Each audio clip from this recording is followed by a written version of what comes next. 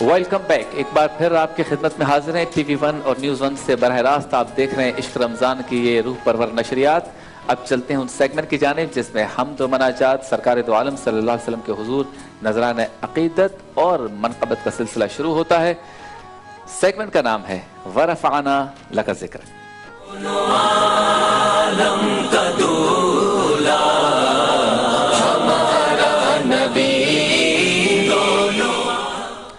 موجود ہیں ہمارے ساتھ وطن عزیز پاکستان کے بین الاقوامی شہرت یافتہ ثناخواں الحاج اویس رضا قادری صاحب، السلام علیکم۔ وعلیکم السلام ورحمۃ اللہ وبرکاتہ۔ اور ان کے ساتھ موجود ہیں آپ کے ہمارے ہم سب کے پسندیدہ عالمی شہرت یافتہ عالم دین حضرت علامہ کوکب نورانی صاحب، آپ کو ایک بار پھر السلام علیکم۔ وعلیکم السلام ورحمۃ اللہ۔ اور ہمارے ساتھ موجود ہے مفتی محمد احسن نوید نیازی صاحب، نعت خوانوں میں ہمارے 3 جونیئر نعت خواں، یقیناً جونیئر ہی کہوں گا، نعمان قادری بھی ہیں، بلال قادری بھی ہیں اور عابد رضا قادری بھی ہیں۔ آپ سب کا بھی شکریہ۔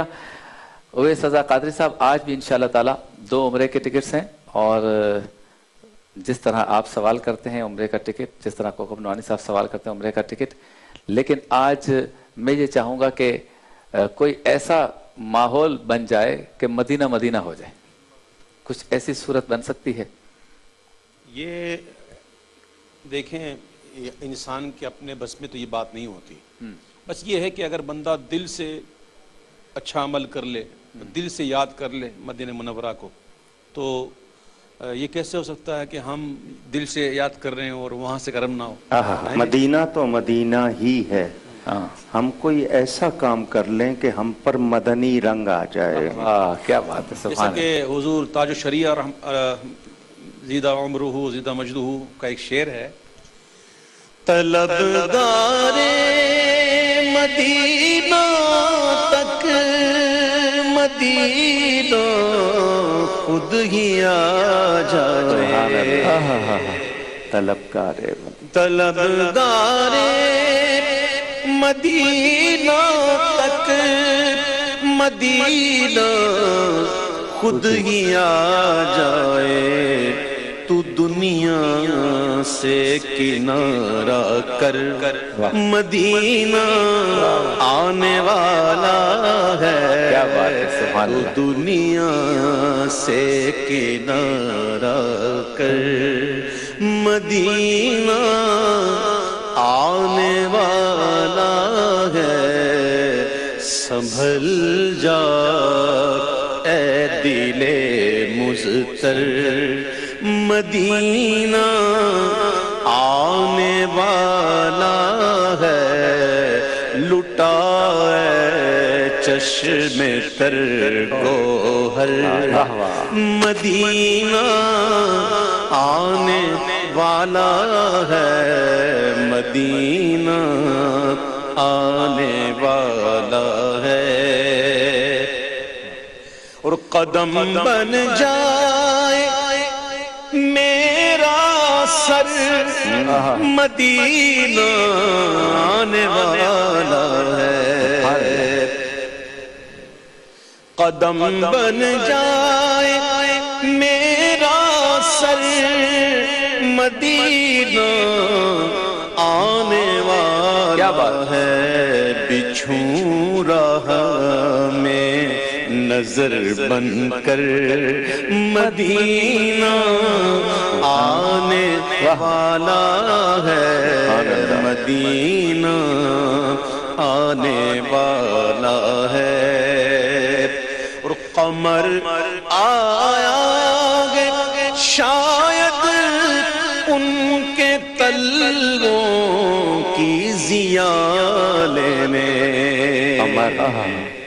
قمر آیا گے شاید ان کے تلووں کی ضیاء لینے، بچھا ہے چاند کا بستر مدینہ آنے والا ہے، مدینہ آنے والا ہے۔ اور شعر دیکھیے، سبحان اللہ۔ ذرا اے مرکب عمر رواں چل برق کی صورت.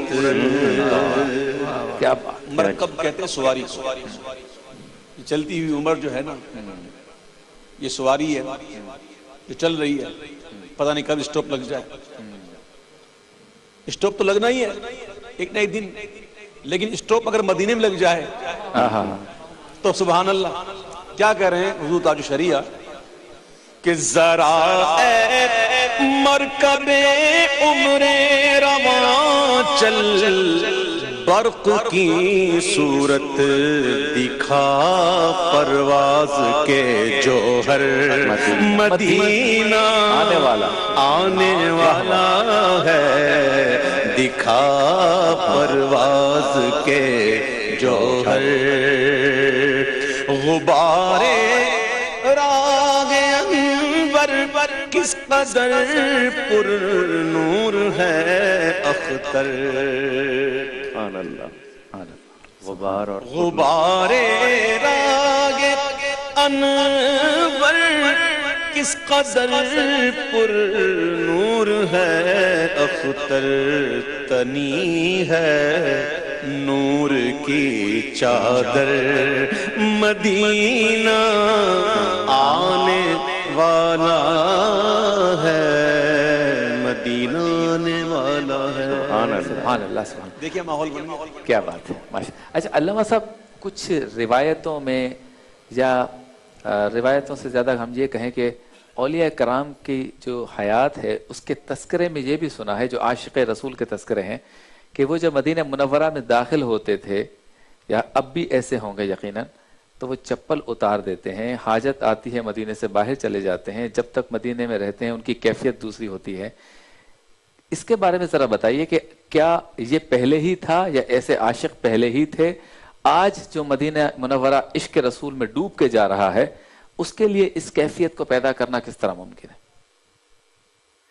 یہ آسان نہیں ہے اس کا جواب, کیونکہ یہ ہر آدمی کا معاملہ نہیں ہے. نبی کریم صلی اللہ علیہ وسلم جب سفر سے آتے تھے تو آپ اپنے چہرے سے کپڑا ہٹاتے تھے اور مدینے کا غبار خود بھی لیتے تھے. اچھا. یہ حدیث شریف میں ہمیں تذکروں میں سیرت کی کتابوں میں ملتا ہے. اور خود فرمایا غبار المدینۃ یبرئ البرص والجذام, میرے مدینے کی مٹی برس اور جذام کے لیے شفا ہے. تو یہ حضور صلی اللہ علیہ وسلم خود اس کی تلقین بھی فرماتے تھے. اگر کوئی منہ ڈھک لیتا تھا فرمایا تھا اس ہوا کو لو, اس غبار کو لو. تو یہ تلقین بھی تھی. اور پھر صحابہ کرام نے مثالیں قائم کی ہیں اس حوالے سے. ہمارے امام اعظم سیدنا نعمان بن ثابت المعروف امام اعظم ابو حنیفہ رضی اللہ تعالی عنہ, مدینہ منورہ کا ان کا ادب مشہور کہ دیواروں کے ساتھ گھسٹ کے چلتے تھے. اچھا. حالانکہ گلی پوری موجود ہے. تو کسی نے پوچھ لیا, فرمایا میں احتیاط کرتا ہوں کہ میرا پاؤں ادھر نہ آ جائے جہاں میرے پیارے نبی صلی اللہ علیہ وسلم کا پاؤں مبارک آیا. کیا بات ہے. اور یہ امام مالک رضی اللہ تعالی عنہ, کیونکہ امام اعظم کا زمانہ 77 یا 80 ہجری سے 150 ہجری تک ہے. تمام جتنے بھی ہمارے حدیث کی تدوین والے ہیں وہ اس کے بہت بعد ہیں. یعنی امام بخاری میرے امام اعظم کے شاگردوں کے شاگردوں کے شاگرد ہیں. اتنا ان میں فاصلہ ہے. اور امیر المومنین فی الحدیث حضرت عبداللہ بن مبارک رضی اللہ تعالیٰ عنہ امام اعظم کے تلامذہ میں سے ہیں. ان سے دیکھیے وہ مدینے کا کتنا ادب. اور شیخ محقق حضرت شاہ عبدالحق محدث دہلوی رحمۃ اللہ علیہ نے جو کتاب لکھی ہے جذب القلوب یا نزہۃ الناظرین, پرانی کتاب, ان کی ایک کتاب وہ سفر سعادہ بھی ہے. اس میں جس طرح محبت سے وہ ذکر کرتے ہیں. امام نووی جنہوں نے مسلم کی شرح کی ہے وہ فرماتے ہیں مدینے جاؤ تو در و دیوار کو چومو, وہاں کی خاک کو آنکھوں کا سرما بناؤ. تو یہ محبت والوں کے ہیں. عام آدمی کے لیے بس اتنا ہے کہ وہاں بے ادبی سے بچے. ٹھیک ٹھیک. کلام یہ تو طیبہ کی محبت کا اثر ہے ورنہ یہ تو طیبہ کی یہ تو طیبہ کی محبت کا اثر ہے ورنہ کون روتا ہے لپٹ کر در و دیوار کے ساتھ کون روتا ہے لپٹ کر در و دیوار کے ساتھ. سبحان اللہ سبحان اللہ. بات علامہ صاحب نے کہا کہ یہ بات عشق کی ہے شبیر جی. جو جس عشق کی بلندی پر فائز ہوتا ہے وہ اسی کے مقام تک پہنچتا ہے. اب دیکھیے مثلاً یہ ہے کہ آج جو مدینہ منورہ جاتے ہیں اور وہ چپل پہنتے ہیں تو ہم ان کو برا نہیں کہہ سکتے. ٹھیک ٹھیک ہے. ٹھیک. اور جو چپل نہیں پہنتے ہم ان کو بھی کچھ برا نہیں کہہ سکتے. اپنے اپنے عشق کی بات ہوتی ہے. عشق کی کیٹیگریز ہوتی ہیں, ہر کوئی اپنے رنگ میں ہوتا ہے. ٹھیک ہے. اب ایک شعر ہے, میں تو چونکہ نعت خواں ہوں تو میں شعر میں ہی بات کرتا ہوں. کچھ لوگ ایسے ہوتے ہیں جو مدینے کی یاد میں بہت روتے ہیں, جی. یہ دور ہوتے تو روتے ہیں, اور کچھ لوگ ایسے ہوتے ہیں